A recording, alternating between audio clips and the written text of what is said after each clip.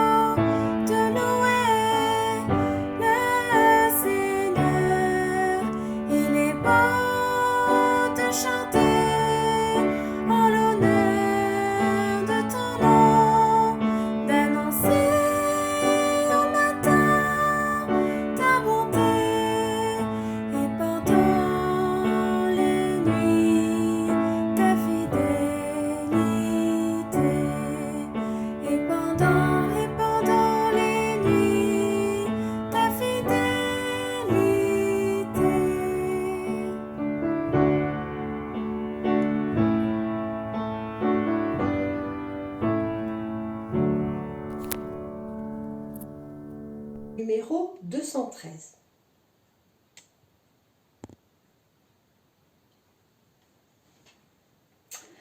Poursuivons notre lecture biblique du psaume 92 toujours, mais des versets 13 à 16. Les justes croissent comme le palmier. Ils s'élèvent comme le cèdre du Liban. Plantés dans la maison de l'Éternel, ils prospèrent dans les parvis de notre Dieu. Ils portent encore des fruits dans la vieillesse, ils sont pleins de sève et verdoyants pour faire connaître que l'Éternel est juste. Il est mon rocher et il n'y en a point en lui d'iniquité. Les justes croissent comme le palmier, c'est ce qui nous est rapporté au verset 13 de ce chapitre 92 des psaumes. Ce matin, en guise d'encouragement de la part du Seigneur, considérons les caractéristiques du palmier. Tout d'abord, on peut attaquer son tronc sans parvenir à le tuer. Pour la majorité des arbres, la sève qui véhicule les éléments nutritifs coule juste sous l'écorce, entre l'écorce et le bois. Si on coupe une bande d'écorce autour du tronc, l'arbre meurt. Mais pas le palmier, car sa sève coule en son cœur. Même sans écorce, il continue de vivre et de croître. Si notre écorce terrestre est égratignée, voire détruite, la vie éternelle que le Seigneur nous accorde par sa grâce coule dans notre cœur et nous aide dans notre marche ici-bas.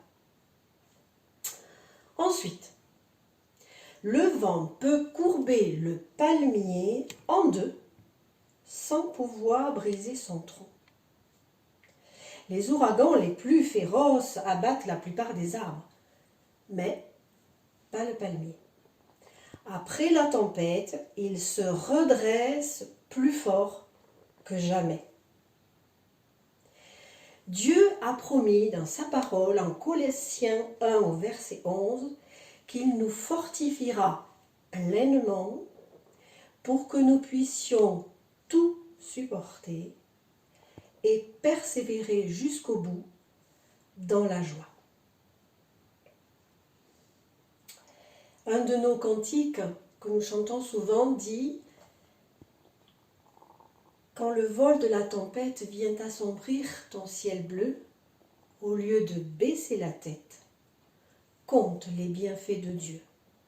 Comptons les bienfaits de Dieu, même actuellement où c'est si difficile et si angoissant. » Enfin, la profondeur des racines du palmier est plus grande que la hauteur de son tronc. En fait, la longueur des racines est plus importante que la hauteur ou que la longueur du tronc. La plupart des arbres s'enfoncent d'environ quelques mètres dans la terre, mais pas le palmier. Ses racines s'enfoncent très profondément pour boire l'eau dont elles ont besoin pour la croissance du palmier.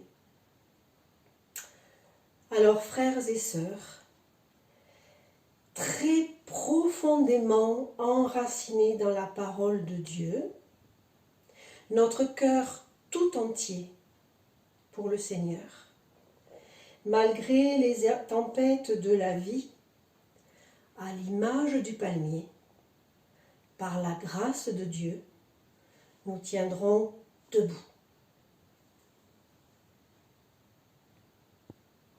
Je vous propose maintenant de terminer ce moment par le chant numéro 794 dans J'aime 2. Dieu, tu es ma force, ma consolation.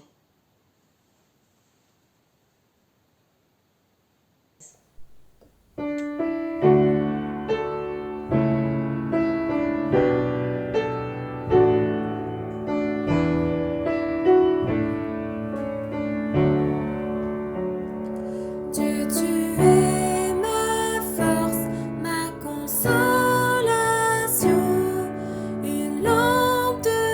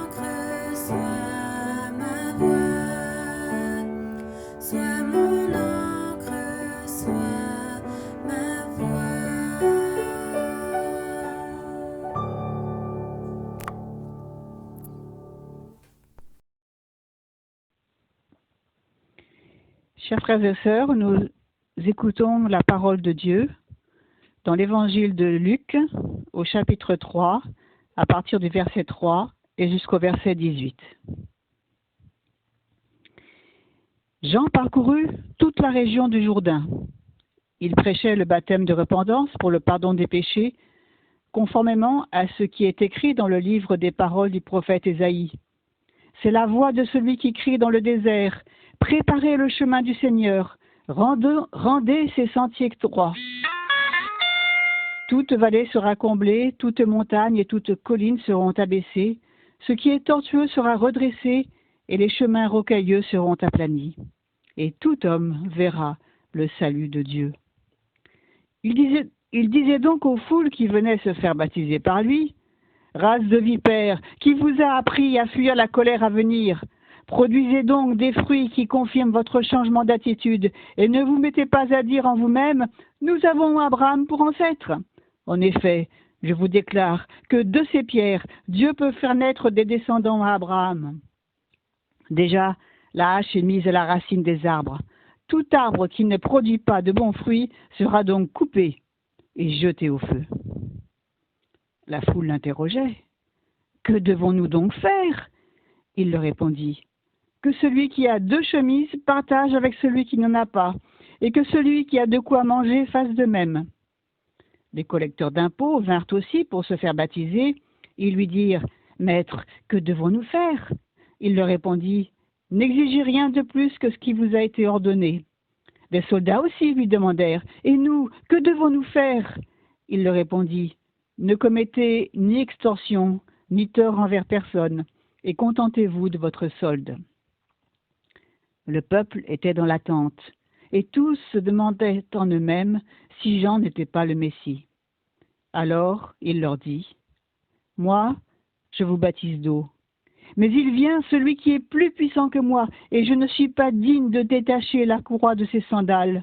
Lui, il vous baptisera du Saint-Esprit et de feu.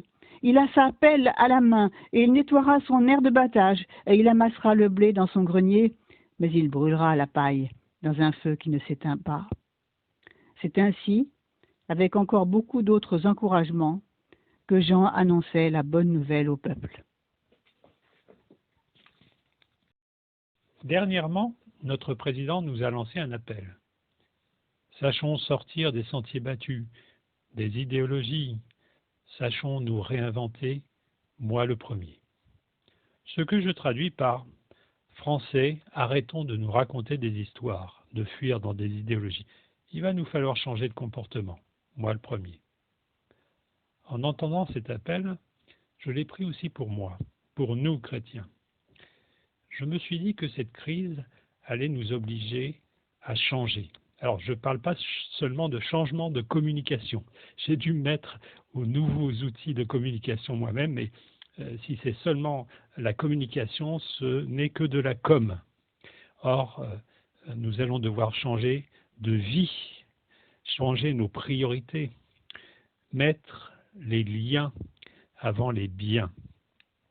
Alors, mais si l'idée est juste et bonne, changer pour être plus sobre, plus solidaire, je vois bien le problème, je vois bien l'obstacle. La peur. Peur de perdre ce que nous avons, qui nous rend égoïstes. Peur de l'avenir qui nous paralyse, qui nous pousse à fuir la réalité, à fuir nos responsabilités. D'autant que les consignes de sécurité qui vont perdurer après le confinement entretiennent la peur de notre prochain et nous pousseront à le fuir plutôt qu'à l'aider. Chrétiens, il va vraiment nous falloir faire un effort de cœur pour aimer vraiment, plutôt que d'avoir peur, pour ne pas fuir, mais aider. Surmonter aussi la tentation de fuir nos responsabilités dans un langage religieux. Frères et sœurs, notre foi ne doit pas devenir une fuite de la réalité. Notre foi ne doit pas devenir une fuite de notre responsabilité de les aimer concrètement. Écoutons l'Évangile, écoutons ce que dit Jean-Baptiste. Il nous lance un avertissement à ne pas fuir, appelle à agir en chrétien et nous annonce que Jésus donne l'Esprit Saint qui seul, par son feu, peut purifier, changer notre cœur, pour changer de comportement. L'avertissement de Jean-Baptiste, bien avant Macron, Jean-Baptiste aussi a lancé un appel au changement, mais c'était un appel au peuple de Dieu, un peuple bien plus religieux que nos Gaulois d'aujourd'hui, mais qui avait pourtant grand besoin de changer pour se convertir vraiment. Écoutons ce que dit Jean-Baptiste. Race de vipères, c'est-à-dire hypocrites. Vous êtes des hypocrites. Vous venez pour vous faire baptiser, croyant que ça va vous purifier de vos péchés, mais vous ne voulez pas changer de vie. Ne croyez pas que votre religion va vous mettre à l'abri du jugement de Dieu. Cet avertissement de Jean-Baptiste, je l'entends aussi pour moi, je l'entends aussi pour l'Église aujourd'hui. Les incroyants se moquent parfois de l'Église et critiquent l'Église. Incroyants, vous voulez trouver la critique la plus sévère de la religion? Ouvrez la Bible, lisez les prophètes, Amos, ouvrez l'Évangile, écoutez Jean-Baptiste, écoutez Jésus qui critique ces hypocrites de religieux. Écoutez Jacques, frère de Jésus, qui rappelle à des chrétiens qui ont eu tendance à oublier ce qu'est la vraie foi chrétienne, la vraie religion, il leur dit « Si quelqu'un parmi vous croit être religieux, alors qu'il ne tient pas sa langue en bride, mais trompe son cœur, sa religion est sans valeur. Sa religion est sans valeur. » La religion pure et sans tache devant Dieu notre Père consiste à s'occuper des orphelins et des veuves dans leur détresse et à ne pas se laisser souiller par le monde. Par rapport à une fausse religion qui ne serait que fuite de la réalité, fuite de nos responsabilités, une religion qui se contenterait de paroles, d'un flot de paroles religieuses, pieuses, la vraie foi se manifeste par des actes. Chrétiens, vous voulez vraiment échapper aux dangers qui vous menacent? Et là, je ne parle pas du virus. Je parle du feu de la colère de Dieu. Alors aimez. Aimez en acte, nous dit Jean-Baptiste. Que devons-nous faire? La foule a bien compris ce que disait Jean-Baptiste. Jésus répond par un appel, qu'on pourrait résumer en 3 mots. Appel à partager, à être honnête et à renoncer à la violence. Partager, être honnête, renoncer à la violence. Partager. En ce temps de crise et de peur, chacun se replie sur soi, chez soi. Alors on est un peu obligé, c'est vrai. Eh bien, dans notre église, juste avant le confinement, une famille a ouvert sa maison à une famille qui était mal logée. C'était juste à temps. Alors, c'est vrai que peu de nous peuvent faire cela. Mais pendant ce confinement, nous avons beaucoup de temps pour réfléchir. Est-ce que nous réfléchissons à ce que nous pourrions partager, ce que nous avons et que mon voisin, mon prochain n'a pas, et que je pourrais lui proposer de partager? Alors, partager, ce n'est pas forcément des choses matérielles, c'est aussi des relations, c'est se soucier de cette vieille dame dans l'immeuble. Est-ce que je peux lui mettre un mot pour proposer mes services, pour lui faire des courses? Partager. Être honnête. Jean-Baptiste appelle à être honnête, à ne pas profiter des autres. Et si nous n'avons pas été honnêtes, alors faisons comme Zachée. Vous savez, il a remboursé tous ceux qu'il avait abusés. Mais l'honnêteté, ce n'est pas seulement par rapport à l'argent. L'honnêteté, c'est aussi être honnête en parole, tenir ses promesses, que votre oui soit oui, dit Jésus. Partager, être honnête, renoncer à la violence. En lisant l'Évangile, je me dis que dans beaucoup de pays, des policiers, des militaires rackettent des citoyens. Et peut-être même que ces policiers et ces militaires se disent croyants. Et peut-être même que certains vont à l'église. Hypocrites, dirait Jean-Baptiste. Alors, heureusement, ce n'est pas le cas en France. Mais plus profondément, Jean-Baptiste nous appelle à renoncer à la violence, à renoncer à imposer notre volonté aux autres par la force. Changer de vie, c'est aussi changer nos relations dans nos couples, dans nos familles, nos relations avec nos enfants. Et combien il est important en ce temps de confinement de renoncer à la violence. Que nos relations ne soient pas basées sur des rapports de force, mais sur l'amour. Changer. Alors, nous voyons bien que nous avons besoin de changer. Mais nous nous disons sans doute, je vois bien que j'ai besoin de changer, mais je n'en ai pas la force. Bonne nouvelle. Jean-Baptiste nous annonce que Jésus seul peut changer nos cœurs par son Esprit Saint. Moi, je vous baptise d'eau, mais lui, il vous baptisera du Saint-Esprit et de feu. Le feu, ici, est un symbole de la purification. Ce n'est pas l'eau du baptême qui purifie. C'est le feu du Saint-Esprit qui purifie le cœur. Et c'est Jésus seul qui peut nous baptiser du Saint-Esprit, qui baptise du Saint-Esprit ceux qui croient en lui. Le Saint-Esprit ici, c'est un peu comme un agent purificateur. Il nous purifie du virus de la peur, de l'égoïsme, de la tentation de fuir nos responsabilités. Seul le feu de l'Esprit de Jésus peut nous donner la force d'aimer vraiment. Alors oui, c'est vrai, chers frères et sœurs, Jean-Baptiste nous secoue, et il me secoue moi aussi. Il m'amène à me remettre en question, à me poser la question, est-ce que je suis un chrétien de paille ou est-ce que je porte du fruit? Et dans quel domaine de ma vie je porte du fruit?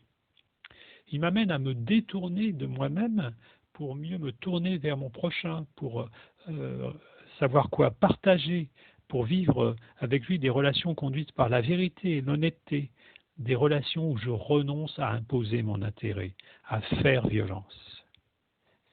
Et il m'oblige à écouter. Il m'oblige à écouter Jésus. Alors, chrétiens, ne restons pas des chrétiens de paille qui fuient leurs responsabilités dans un langage religieux, on se paye de mots. Soyons des chrétiens qui portent du fruit, le fruit de l'esprit, qui est un esprit de vie nouvelle, d'une vie changée. Demandons à Jésus de nous baptiser, de nous remplir de cet Esprit Saint, de cet esprit de feu. Demandons-lui de nous remplir de ce feu purificateur qui seul peut changer nos cœurs. Change mon cœur, Seigneur, et purifie-moi. Que je sois comme toi, Jésus. Tu es le potier et je suis l'argile. Prions et chantons. Oui, change mon cœur, Seigneur, afin de changer mon comportement. Change mon cœur, change mon regard et mon action par rapport à mon prochain. Change mon cœur, Seigneur, pour que je sois comme toi, témoin de vie, de cette parole qui donne une vie nouvelle dans ce monde. Oui, Jésus, viens me remplir de ton Esprit Saint. Purifie-moi, change mon cœur, Seigneur. Je t'en prie. Amen.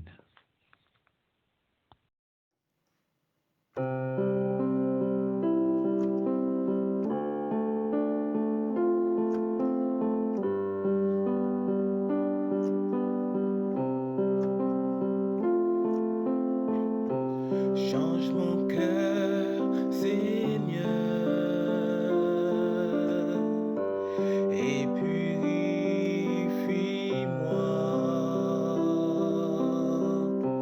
Change mon cœur, Seigneur,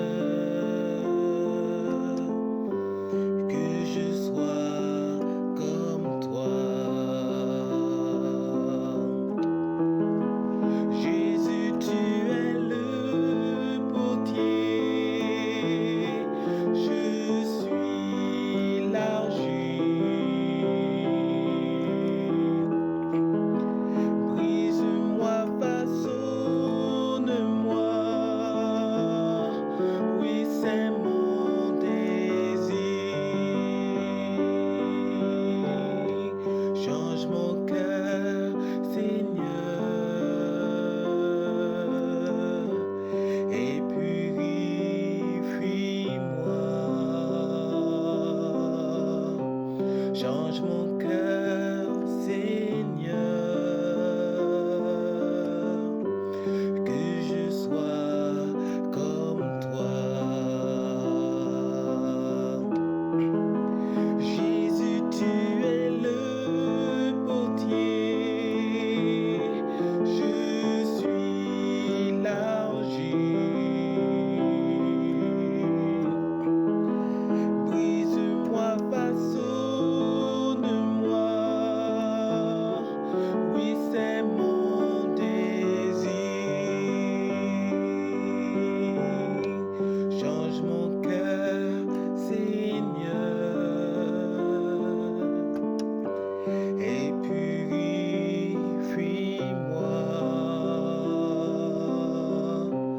Change mon cœur, Seigneur, que je sois comme toi.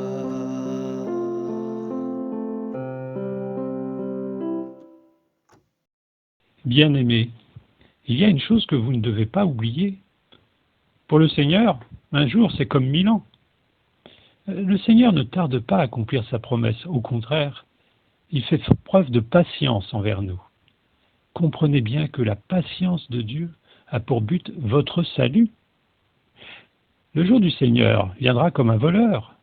Ce jour-là, le ciel disparaîtra et la terre se trouvera jugée. Mais nous attendons, selon sa promesse, un nouveau ciel et une nouvelle terre où la justice habitera. C'est pourquoi, mes chers amis, dans cette attente, faites tous vos efforts pour que Dieu vous trouve pur et irréprochable à ses yeux, dans la paix qu'il donne. Grandissez dans la grâce et la connaissance de notre Seigneur et Sauveur Jésus-Christ. À lui soit la gloire, maintenant et pour l'éternité. Amen.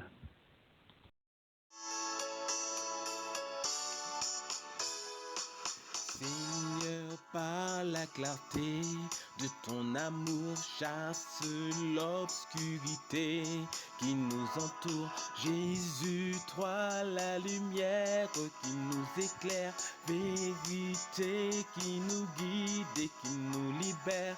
Brille sur moi, brille sur moi.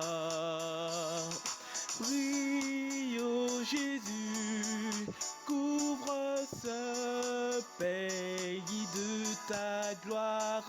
Brûle l'Esprit Saint, embrase nos cœurs.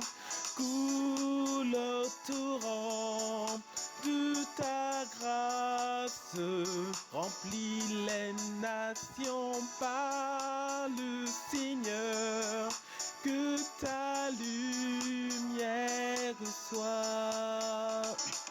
Seigneur, tu me conduis dans ta présence, de la nuit dans l'éclat de ta puissance. Par ton sang, je prends part à ta sainteté. Sonde-moi, mes ténèbres, consume-les. Brille sur moi, brille sur moi. Brille, ô Jésus, couvre ce pays de ta gloire. Brûle l'Esprit Saint, embrase nos cœurs. Coule au torrent de ta grâce et remplis les nations par le Seigneur, que ta lumière soit. Et quand nous contemplons ta royauté, nos visages reflètent de ta beauté et transformés sans cesse de gloire en gloire, que sans fin notre vie dise ton histoire. Brille sur moi, brille sur moi. Brille, ô Jésus,